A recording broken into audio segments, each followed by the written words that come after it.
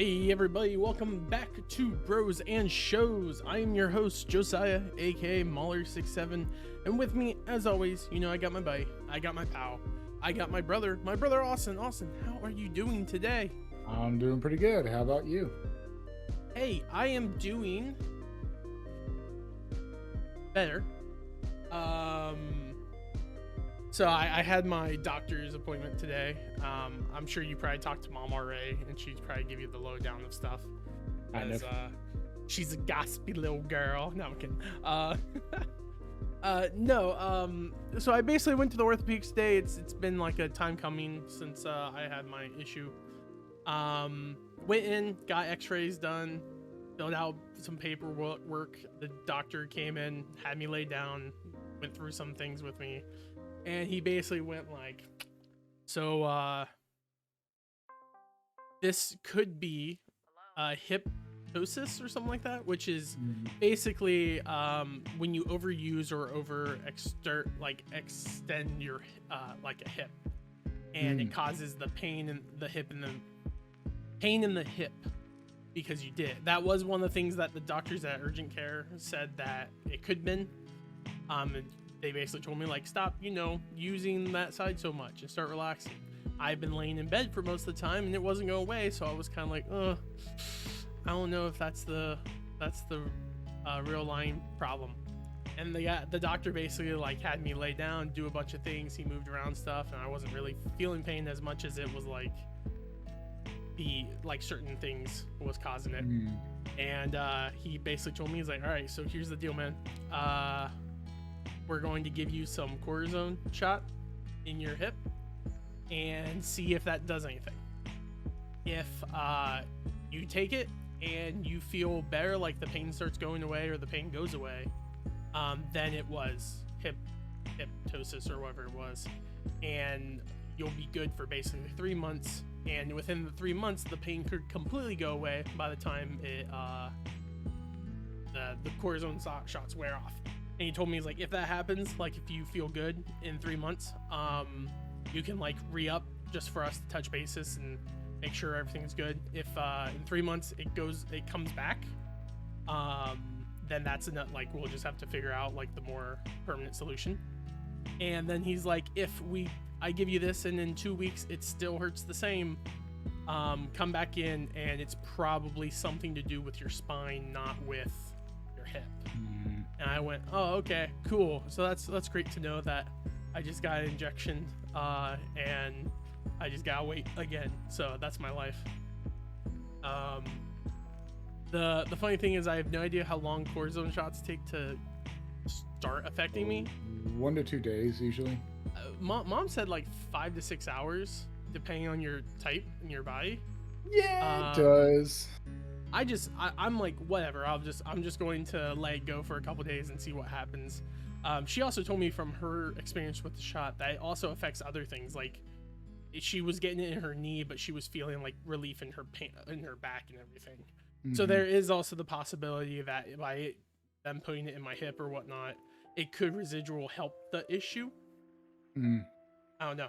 We'll see. But I'm going to give it 2 weeks, like the guy says, and if not, go back and look at the spine, which is funny because whenever I called them initially for the person who set up the appointment, I said it was my lower back hip pain, and she put me up with a hip pain knee doctor and not a like back person.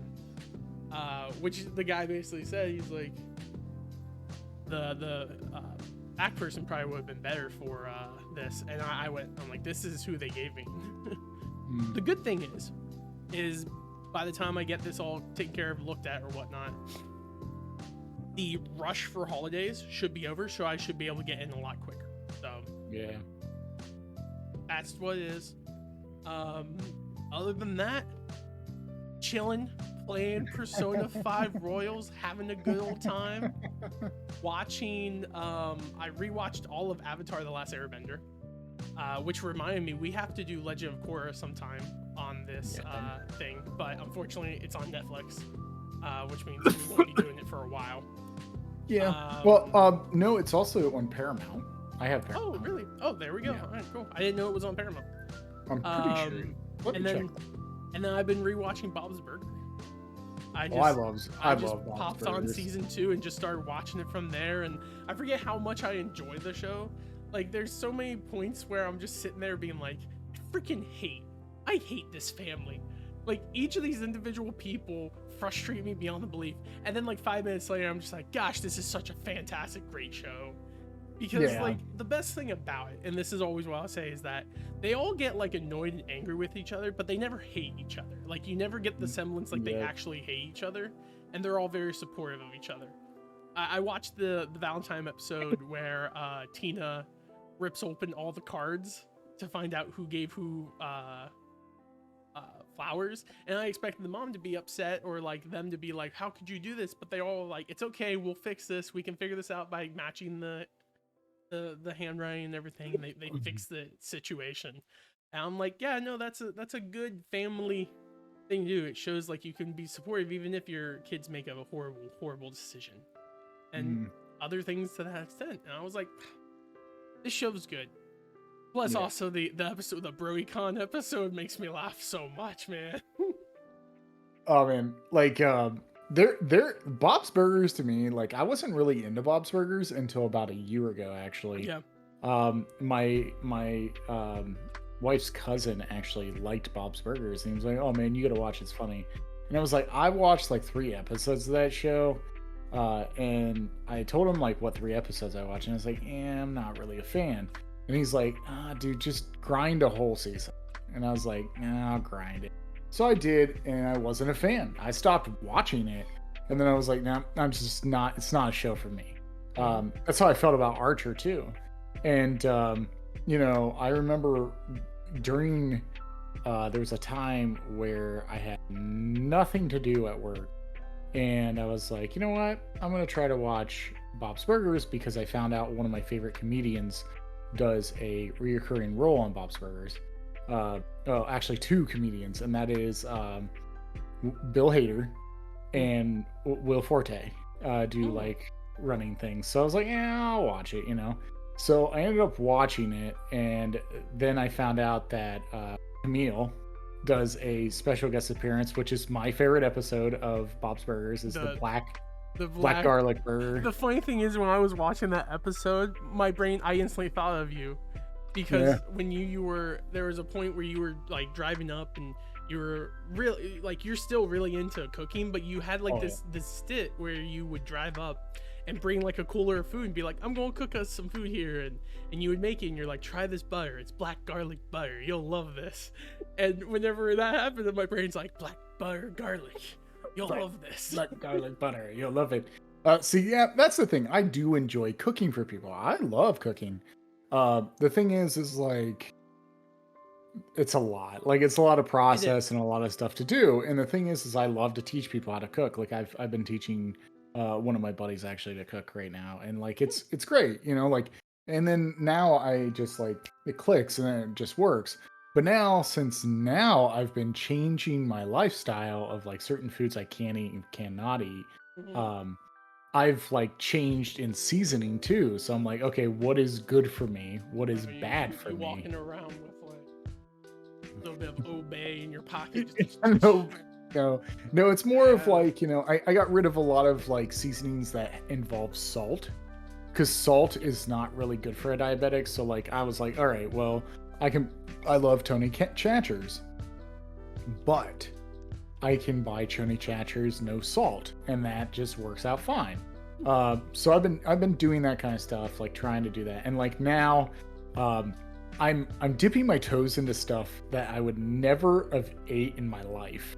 And I actually was, next time I see you, I was going to make this for you, and then just be like, hey, I was going to fool you and be like, hey, do you want this? And you're like, yeah, why not? And then you eat it and you're like, oh yeah, it was good. And I'll be like, yeah, that's not what it was, you know? And then you're like, wait a minute, what it is, it's funny, is, I've been looking up like a lot of things of like how to help with my blood sugar and how to keep it at a certain rate, because people don't realize this, but when you start exercising and keeping it under control, and you change your lifestyle, like completely change your lifestyle, you can get off medication. Like you can control it as type 2, you can control it at like certain variants. So like, I don't want to be on medication. Like it's just variants. Haha, pun on pun. So the thing is like I've been trying foods that I would never have tried before. And one of those foods is tofu. And I've never really experienced tofu before. I've always told it was like, it's soybeans, but it's like tasteless. Like everyone I know says it's like, it doesn't taste like anything. And I was like, okay. Yeah, I've never had tofu. And that's one of the things that has always been on my list of things I would like to try. So, you want to do that, feel free. Yeah, so there's this thing called... You could just give it to me, I don't care. There is this thing that I watched a TikTok video of a woman that talks about, like, she's a dietitian for diabetes, like, too. Okay.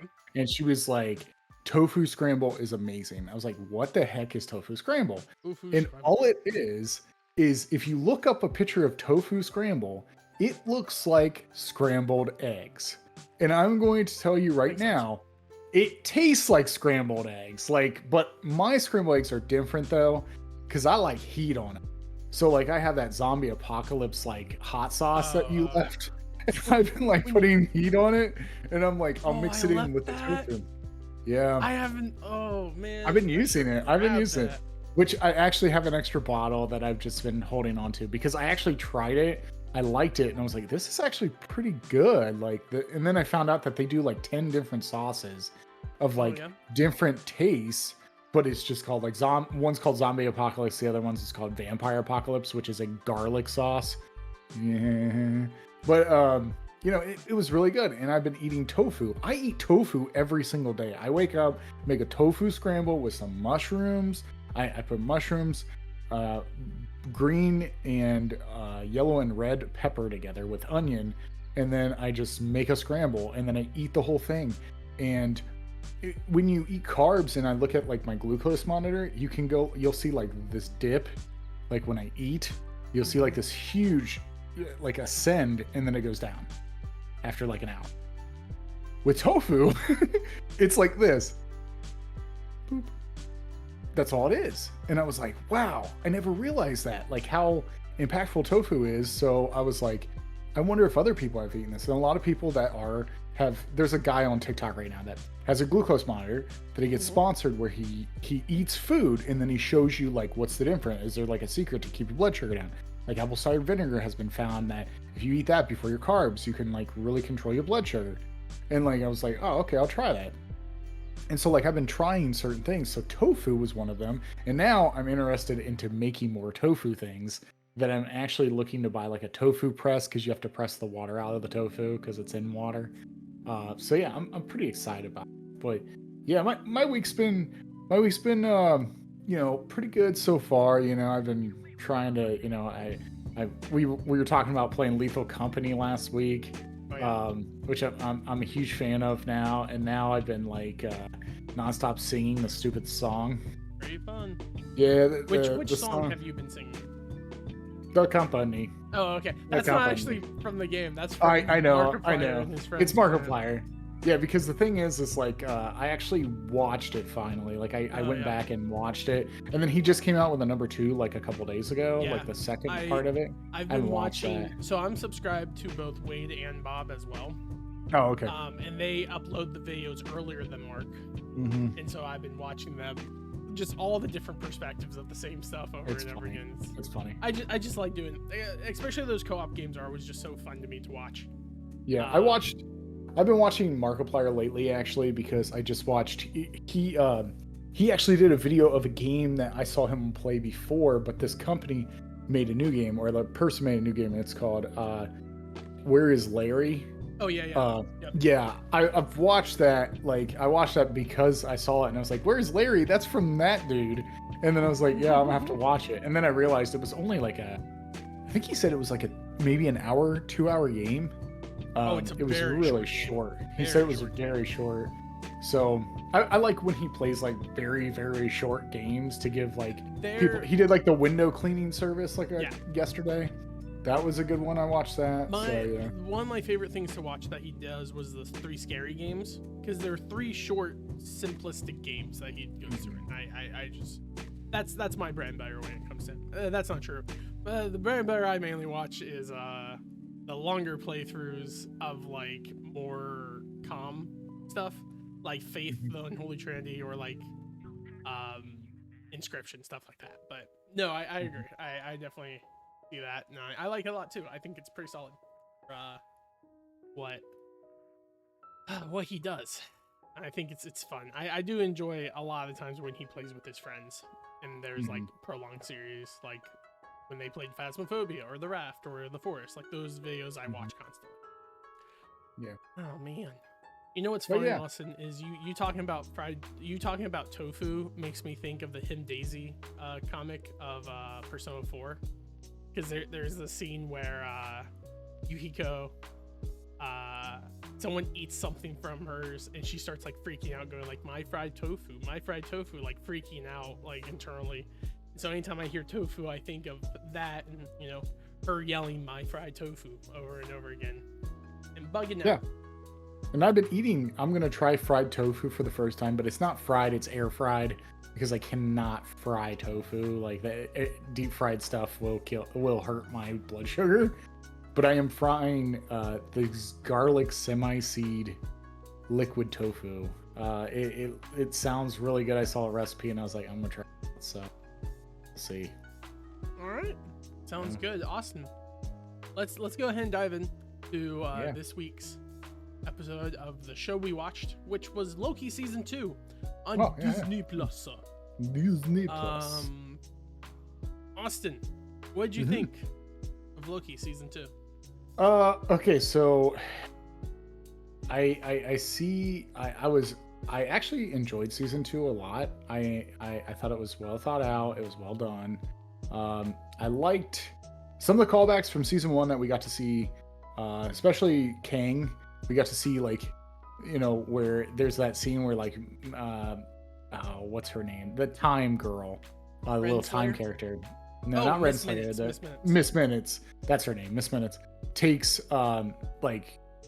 takes Renslayer to Kang's body, Mm-hmm. and she was like, hey, actually you controlled his army and stuff like that, and then actually he made me wipe your guys' memory and make the TVA. And I was like, oh yeah, a lot of crazy stuff. Yeah, that's Kang for you.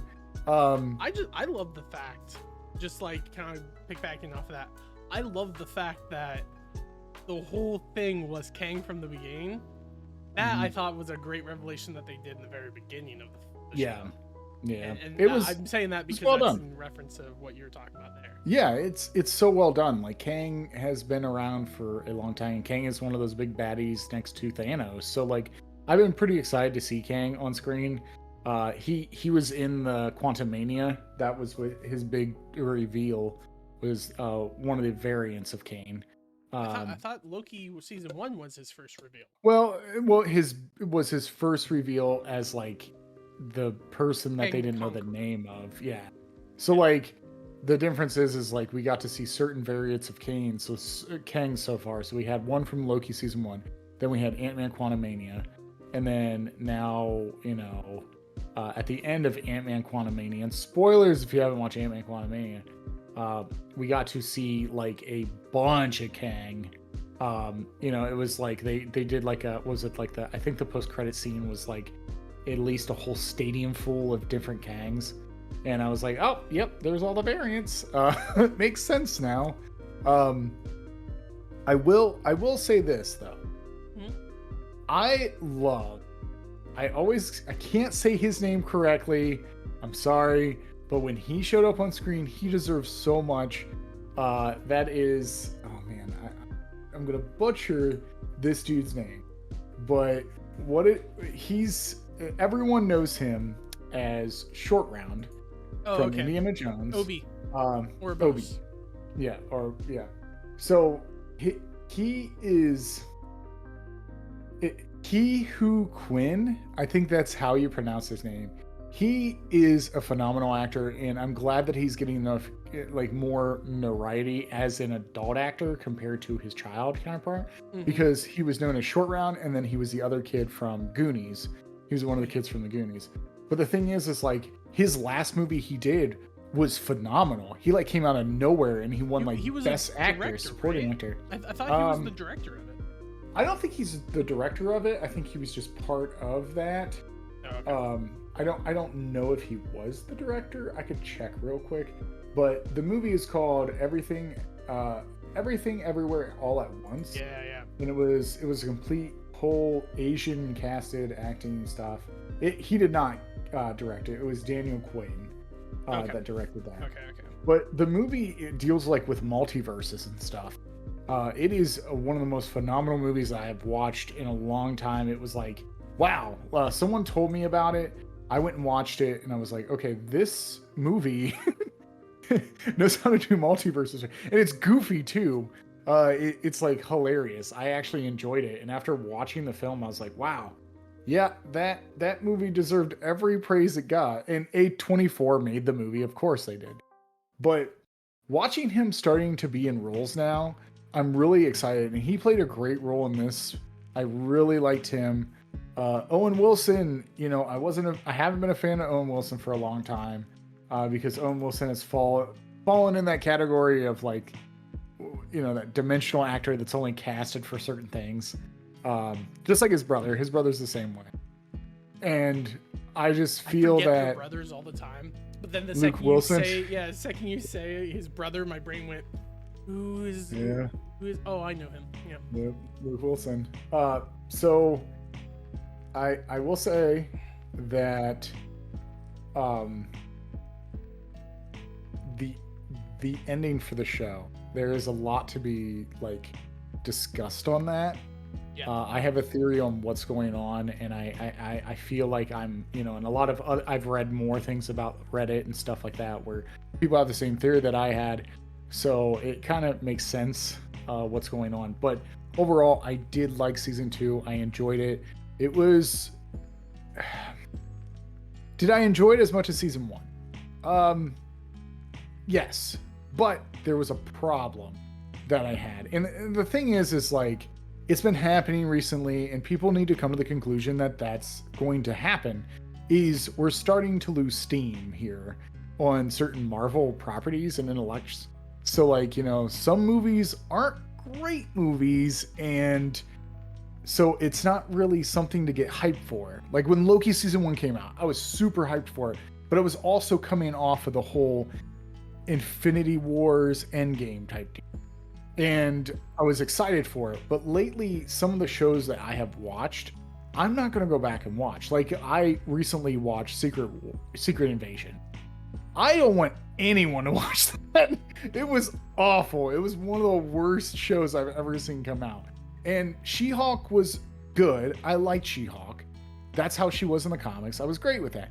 But you can tell that the animators and, some of the animators and people that work in computer technology, like engineering, or whatever, how they ever do it, the CGI, they're kind of tired. Like they're being overworked. Yeah, and you can kind of very tell much that. being overworked. And it sucks. Like, I really want successful stuff, but pushing this kind of stuff out sometimes can be a little scary.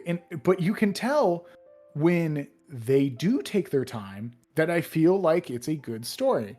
And I think Loki season 2 is one that maybe it will bring back some of those people that, were kind of upset about like what happened with She-Hulk, what happened with Quantumania, what happened with the Eternals, and the Marvels too. Like, I'm not going to say anything about it. Marvels, I think, would have been great if they would have took their time.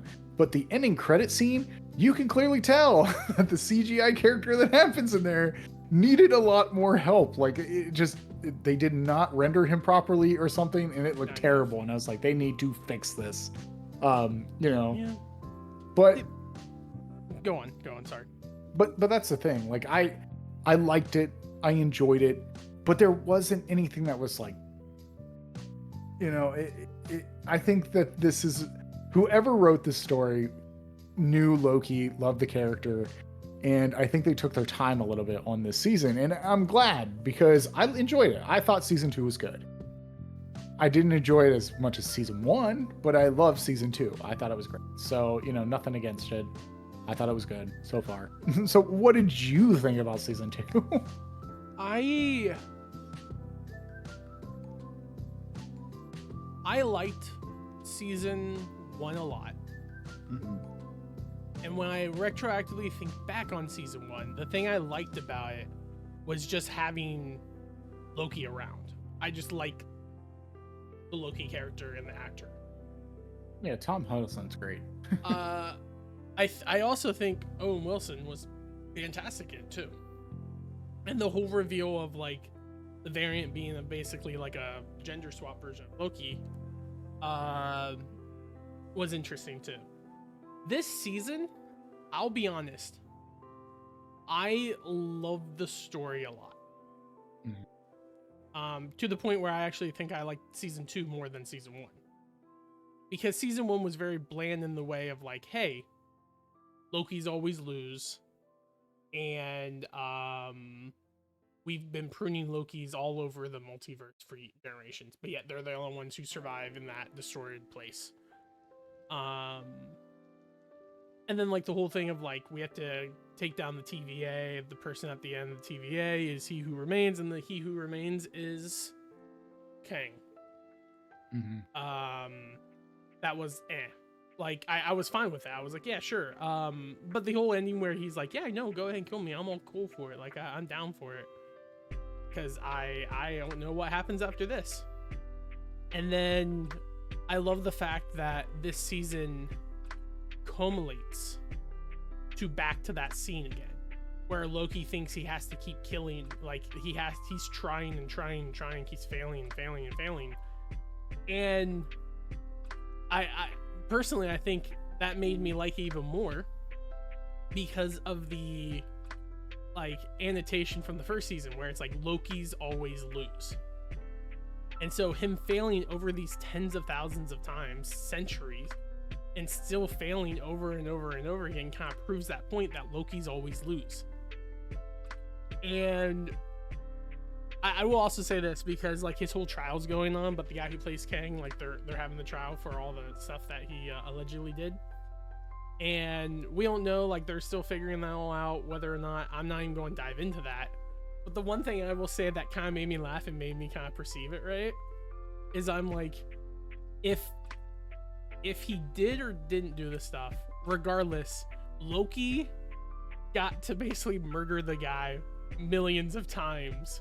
And that just kind of chuckled me a lot, where I'm just like, if this guy is doing all this stuff and he's a piece of trash, his legacy in the MCU universe will go down as him just being murdered over and over and over again. And that's funny to me. If it's not, if he gets cleared of it or whatnot, or whatever goes on with that, I haven't been keeping up with that, and they bring him back for more stuff, his legacy will change.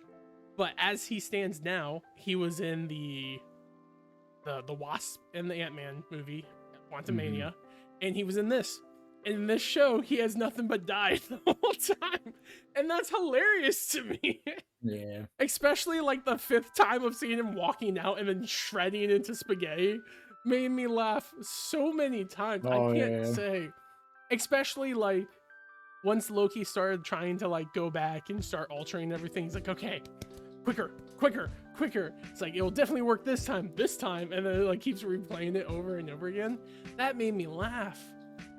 But then like the earlier parts of the show with whole like Renslayer and her going out of her way to like try to reinstate him or bring him back in control makes like an interesting story. But I'm glad that wasn't like the centerfold of the whole show, because I'm not interested in Renslayer.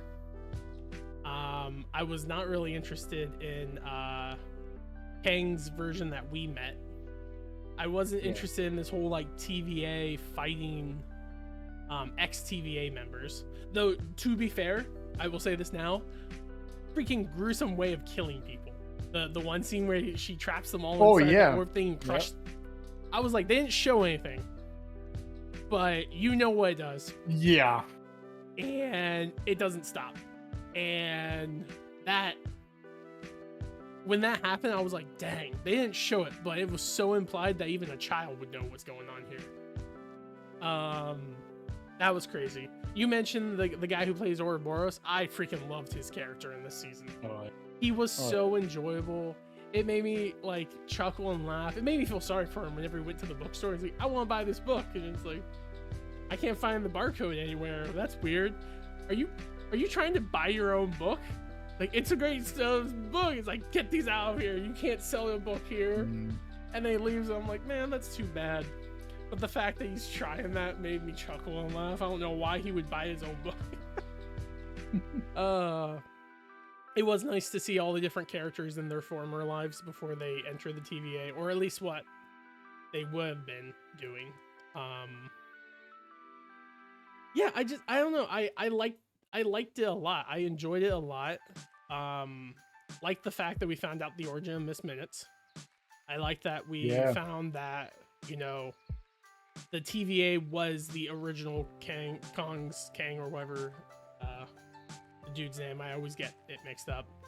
Like his whole thing, and then like Loki punches that thing with the pruner, and it like shows the faces of him. I was like, that's a great reveal. Like, that is a solid show that Loki's not jumping through dimensions like he thought. He's jumping through time. And that's awesome. Like that, I'm like, that's a great way of switching up the story from a dimensional crosser to a time cross. So yeah, I personally, Austin, I like this season more than I liked last season. I also think it's because we got more time with Loki in his own world versus with other people. It's him kind of like figuring out stuff on his own, and I appreciate that a lot. Dang, man. Did you catch a character from Good Omens 2 that was in here? I mean, so one of the girls, Judge Gamble, at the beginning, like the first episode. Oh yeah. She's one of the angels in Good Omens too. The funny thing is, when I saw her, I was like, I recognize her from something. And then that's what I said, and then I was like, what was it? Entering the room, my brains went Good Omen. Yep, it was Good Omens. She does a great beer crackle like leader, and I think that's why they got her, because it's like, you're great in Bad Omens. Like, play the same character here. But yeah, I will also say this show did how I like time travel. Oh, okay. And it's this idea that it is it's almost bootstrap kind of setup, where it's like, if something alters in the past, it alters the future. It's not like when you alter the past, it changes and makes a new dimension. It's like kind of reverts itself. Whenever Loki goes back, like it's time slip back in time, he's talking with Ouroboros about making certain things and like teaching him certain things. And then in the same time, Ouroboros is talking to Mobius, and he's just like, wait, I do have one. He just pulls it out of nowhere. It's like, yeah, but like, I wouldn't know how to do all this stuff. And he's like, you wouldn't know how to do all this stuff? Wait, I do know how to do all this stuff. I remember talking to him. He's like, so you don't remember talking to him until just now? And he's like, yeah. That's amazing. I think he was just a super enjoyable character. I like him a lot. And so I very much enjoyed that. Man, like I said, dude, I liked this season a lot. I think it was solid on everything, even down to the reveal that the time mania thing that's going on, where it's like pruning everything, and they're freaking out because they're like, oh no, this thing's going to destroy everything. And then Kong's like, it's not going to destroy anything. That's a failsafe. It's going to prune everything except the sacred timeline. And when Loki realizes that, he's like, everything I've done is for nothing. Yep. And that's when it, like, again, I'll say the whole connotation of the Loki show is that Loki's always lose. And it's like, Loki was like, he's like, you bested me at my own game. And he's like, trust me, you were never a player to begin with. Like, that is like the definition of what's been happening in the last 2 seasons of Loki. So crushing. It's absolutely amazing. Like, in my mind, whenever I watched that, I was like, dang. And then like the ending, right? The idea that the only way Loki can win is if he loses in a different way, where it's like, okay, I may lose, but my friends will win. And so he then goes out there and he controls the time things and keeps it in place, so that way the other thing can't activate. And I'm like, Loki's always lose, but that doesn't mean that those he cares about will lose too. And I'm just like, gosh dang this show, I love the concept. Like, I love the show for that reason. Like, it makes you sad because it's like Loki will always lose, and it's rough. You just want good things to happen to him, but he's in his place doing his glorious purpose in the tree of Yggdrasil, or whatever that's called in Norse mythology, which is the tree of life, or I think it's called the tree of life. It's called tree of something. Yeah, it's Odin's tree. Odin's tree. Yeah. And I'm like, that's great metaphor, and that's a great way to like end this, where it's like Loki is the weaver of tales, and he's controlling all the multiverses. He's controlling the tales, and it's great. I liked it a lot. I love it a lot. I could sing its praises. Well, the other theory that I have is it sets up for the problem that we have after Thanos is gone, and that is, one, the Infinity Stones and where they are. And they actually made reference to this because they started doing this back when WandaVision came. When WandaVision came out, there was, this idea that these stones are actually just these active things that propel different universes or changes time. And so Wanda has done that, in which they say that she is the Power Stone now, and Loki is the Time Stone. Yeah. So now we are going to see probably a couple more series where it will lead up to that, and then they will be. You know what? I don't think that they are that. I think it shows that they are the origination of it. Yeah. Right? Because like Loki being controlling of the time zone, the time stone being green, I think was a very conscious thing that they set up to do with this show. And it's like, it's not that the time stone is green and Loki gets this power or whatever, or becomes the time stone. It's rather, it was always green because Loki has always been and will always be the conjurer of time. Yeah. In the setup of that. And you know what may be like an interesting story they may be trying to lead to, but I agree with you what you were saying earlier. I'm like, they need to start trimming down the stuff. Yeah. Which apparently next year only one Marvel movie's coming out the whole time, and I'm like, good. They need to chill. They need to. I know that they're trying to like make this big multi-movie thing, but it's fatigue, and it's just too much. It's oversaturation of the market. And I know about oversaturating the market because I play Magic the Gathering. So oversaturation of the market can lead to spouts like that. Like, let's be real. Like, when the Avengers came out, the original OG Avengers came out, we had to wait 2 years before Civil War even showed up. Or, like Captain America Winter Soldier. But that wasn't the issue. The issue, like you said, Austin, the issue is not that we had to wait 2 years. The issue is that they have greenlit so many movies in such a like boom boom boom boom boom time that's what I'm trying to get to. Sorry. What I was basically just saying is like, you have the big Avenger big movies coming out, but now they're trying to do like smaller movies in between it, and it's so like just do the bigger movies and just go on. But they didn't do that to begin with. Like, it was the Avengers, then the next movie was 2 years later, or like a year later, and it was Winter Soldier, which they already had, but they didn't have, and they did they didn't redo, they did try to do Thor 2, and that just failed completely. They did like in between movies, and I remember that being an issue. The problem, but they didn't do another Hulk. They never did another Hulk. Well, they never did any Hulk. Like, that's what I'm saying. First Hulk they did, they never did. So yeah, so like that's the thing. Like, it was, they stopped the Hulk thing. They did one Ant-Man movie at that time, and then what was the other one that they did? They didn't really do anything else. They wrapped up Thor and Iron Man in between all that. Yeah. They did the Winter Soldier in between the Avengers movie. They did Age of Ultron. They did a good number of movies in between those chunks. The issue is but it wasn't TV shows and then it was movies. Yes. Like that's Yeah. a problem. It's oversaturation. I think maybe that if you're going to do it this way, maybe do 2 movies a year and then do 3 shows a year. Like I would even just stretch 2 movies, 2 shows, and just could call be it. right. Well, because my feeling is I don't feel like it's oversaturated as much as they're doing.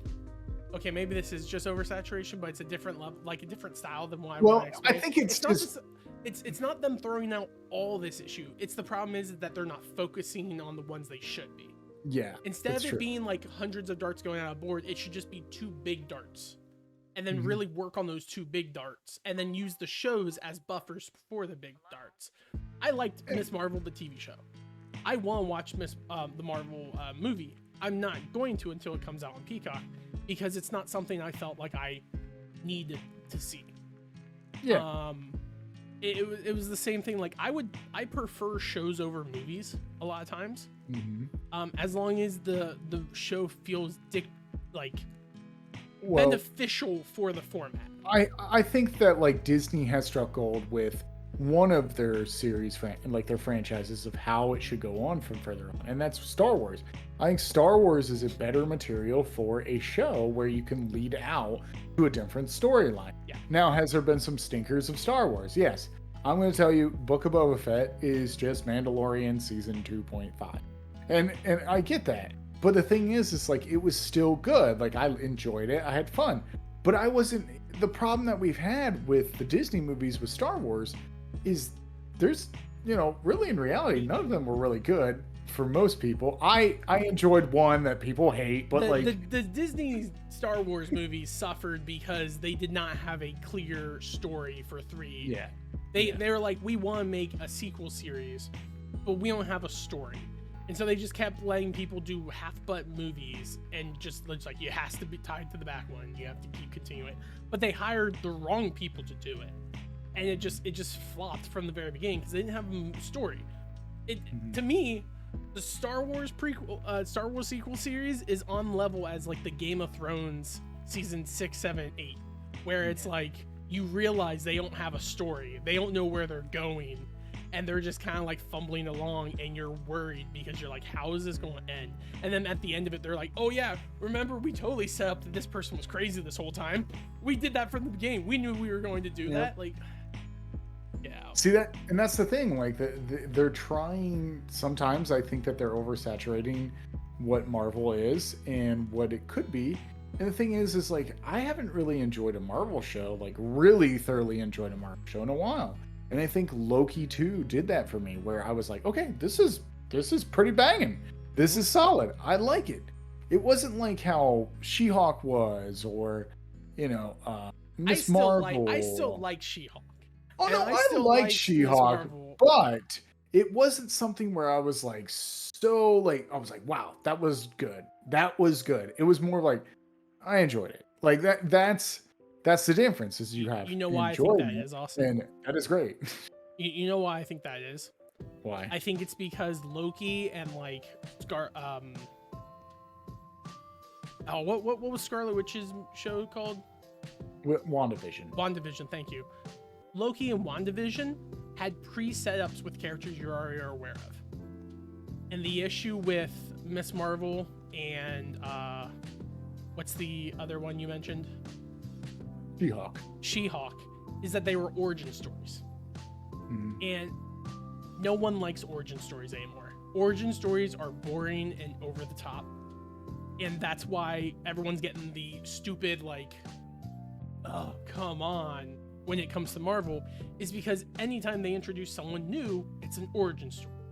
Yeah. And people are tired of it. Like, people are now like wanting them to introduce characters the way they introduced Spider-Man in like Civil War, where it's just he appears and it's just like Spider-Man's here, boom. Like let's not talk about it more. If this gets really popular and people want to know more, we'll make him a movie, but it won't be a origin movie. It will be a continuation movie, and it's like that's what it is. We're tired of origins. And well, I think Yeah, sorry, go on. You know, I think that maybe that we're starting to get over that hump a little bit, because we do have some good stuff that is coming out soon that I think will energize Marvel a little bit, and that will be like Daredevil, Born Again. We're also getting a Blade movie, like we're getting the Blade movie, Which will but probably be an origin movie, which will means probably I will be an say that it's not origin. going to do very well. But I I don't- I will call it now. The movies that are not going to do well and the shows that are not going to do well in the near future are all origin-based movies.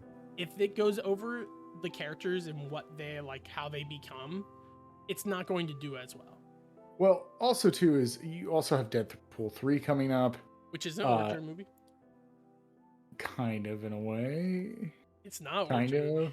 It's not an origin movie. Kind of. It Huh. maybe is because it's introducing mutants in a way. Like No, they already introduced. That's the thing. Introducing something is not origin. Well, no, Origin- but like If they It's- rehashed doing a Deadpool new 1, then we'll have an issue. We'll have an issue. So it's more of like it's kind of like intertwining mutants in with the Disney universe now. Like, and they did that with WandaVision. They brought her into it, and then Miss Marvel, they officially announced that she was a mutant. They are allowed Yeah. to start saying the word mean, since they got the thing. Mutant. It just so, all depends. Like, I know some people are like, oh, they're going to say like mutants have been around this whole time, and it's like, yeah, that's all they need to do because we are freaking tired of them being like, There's this is the first mutant. alternate timeline with another universe where they hit the Superman Boy 1 Prime punches and Jason Todd becomes living again. Omni-Man, That was and awful. It's crazy. But yeah, so like this show I was really excited for it, and I was happy for it. Like I liked it, and I was excited when Loki 2 season 2 was announced. I was like, good. As long as it's the same people that did season 1, I think I will like it. And I did. I thoroughly enjoyed it. I thought it was great. And it is, I think, I don't know, but I think it is a goodbye to Tom Hiddleston. Because he has said in interviews that like he's not coming back. Which, you know, the gang is getting older and they want to move on to bigger and better things, and I understand. But Tom Hiddleston is phenomenal. He did a great part. I'm at the point where I would like the original cast to become nothing more than like cameos. Yeah. Not like I'm here to fight, I'm going to do all this stuff, but rather like I would love to see maybe in the future at some point they run up into something and then they meet someone with green eyes and they start talking to it and then they find out that's Loki. Like he is contacting us from beyond the stars essentially to like explain to us what's happening. He's here to support. Or like Wanda doing the same thing. Like I'm cool with cameos. I don't want them to like whenever they did Thor Love and Thunder, I liked the movie a lot. I think I really enjoyed Thor Love and Thunder. I know a lot of people give it kind of a bad rep. I like it for the headcanon that I have that it's a story being told from the one rock dude's perspective who has a more childlike approach. And it's a movie meant for kids.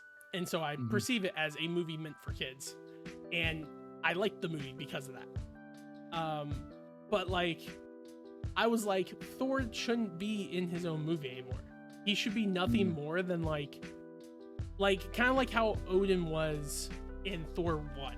He's there for like the first 10, 15, 20 minutes of the movie and then shows up again for like the last 5 minutes to just be like, I love you, son, and then pieces out. Like that's what the original cast should be. We don't need them to be the face of the Marvel things. The Marvel can't be doing that because there's a lot of people who only want to watch and enjoy things because of what the characters are. But if Marvel wants to continue to like thrive and move on, they have to pull the plug and start like elsewhere. They can't just keep forcing what's his face to be Spider-Man over and over and over again, even though everyone's freaking crazy about Spider-Man. Yeah. It's like he has a time clock on that. Like he's not going to want to do Spider-Man all for the rest of his life. And not everyone's going to want to watch like Spider-Man 8. You know? And they need to start doing it. If they want a series, they have to build up new characters. And instead of them trying to be introduced off the coattails of other characters like they have been doing, they just need to like refresh. They just need to stop with all this, like, everything's connected. You have to watch it from this point to this point to this point to this point. They need to just say, like, at this point, you do not need to watch everything prior. There could be references to things prior, but you do not need to watch them in order to enjoy the new movies. And then just go from there. That's it. That's my perspective. A little bit of a rant there. But yeah. There is a Spider-Woman, Mom. Fun fact. Yeah. I think Madam Web is an actual thing. Well, yeah, and that comes out. Oof. We'll see. Oof. We'll see. No. Oof. We'll oof. see. I'm gonna call it. Anything that Sony makes just on its own. No, I'm good. Bro, you don't have to tell me, man. I believe you. I believe you. But I'm always like, we'll see. Time. Because I freaking felt that way about Venom. I'm upset. But people liked Venom.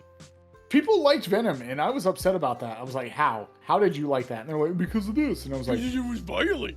It was violent. And it was like, people. Like, I was like, I remember rolling my eyes and looking at Travis when he gets in the lobster tank. He's like, I have to cool off. And I'm like, I'm done.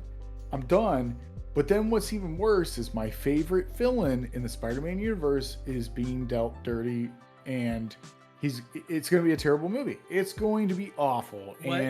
What's the villain that you liked? Kraven the Hunter. I love Kraven the Hunter. He's so well done. Well, I grew up on the cartoon, and Kraven the Hunter in the cartoon was the garbage villain. I rather enjoy the Scorpion showing up than Kraven the Hunter. Yeah, no, I agree. In animated series, I totally understand. But Kraven the Hunter outside of that show is amazing. Kraven is a vicious character, and they did him right. In Spider-Man 2, the video game, they did him perfect, and I loved it. But I watched the trailer for the new movie that's coming out, and it's Sony. Like, you can tell when Sony makes movies. You know why? Because they don't watch any of the source material or read any of the source material. And they just read him as Kraven. And they're like, Kraven means like coward, right? So that's what will make the character. Oh, man. That's why they made Morbius the way they did. Because they're like, Morbius. Well, I know the Power Rangers back in the day used to say Morbius. So it's Morbin time, baby. And then they made it. Man. I was so excited for Morbius too, because I'm a big fan of like vampires, and I remember watching the episode where Morbius is in Spider-Man and just being like, this guy is like terrifying to me, because he like eats and feeds people off his hands, and I was like, that's crazy, that's weird. And then this thing is like Jared Leto. I'm like, who's Jared Leto? It's like, he played the Joker in the one movies, and I'm like, oh god, no. Well, Jared Leto's done great movies. He's done great movies. He's great at Requiem for a Dream is phenomenal. Well, the thing is, did he do that movie before or after he became famous? Oh, it was. Well, no, he was famous at the time. Like Jared Leto has been in a lot of great films. It's just so when Jared Leto did the Joker, do you put him on the same level as Nick Cage, where it's either really good or really, really bad? Oh, Nick Cage. No. Nick Cage. Sorry, I was also rewatching Community. Yeah. So that was the. That actually was brought up this week when someone was like, "Oh yeah, well, who's your boss?" And I was like, "I know who the boss is." And then it made me think of the episode where Abed proves his teacher like who the boss is. Really. Mm-hmm. Yeah, drives me. I'm looking at all the movies with Jared Leto and just being like, oh, he was in American Psycho. He wasn't the main character though. No, he was in Fight Club. The guy that gets murdered. He wasn't the main character though. He's the one that gets beat up. Mm-hmm. Yeah, I was gonna say. He's in. Nope, don't know that. Nope, don't know that. Wow, he's in Justice League. Don't really care about that. Well, he played the Joker. What? Oh, yeah, that makes sense. Yeah. Wow. Lord of War. Do you remember? I used to watch Lord of War with you all the time. Nope. It was the one with Nicolas Cage. I'll be honest, man. I don't think he's a good actor. I don't think he's been in anything that I think I would label as good. Or the things that he was in that were good, it's not because of him. Well, no. I think Requiem for a Dream. He's the main star in that movie. It is a great. It's with Damon Williams, and it's about drug use. And it is very well shot. It is a slow Oh, so burn. what you're telling me is the best movie he's But been in is whenever he plays a character that's out of their mind on drugs, and he thus was he's a good. method actor. He So was that's the only good. reason why it works. He was I'm sorry, good. I'm giving you so much Oh, crap on I this. It's know. because I legitimately don't think he's functional. Isn't he like a singer too? He's like the lead singer of someone.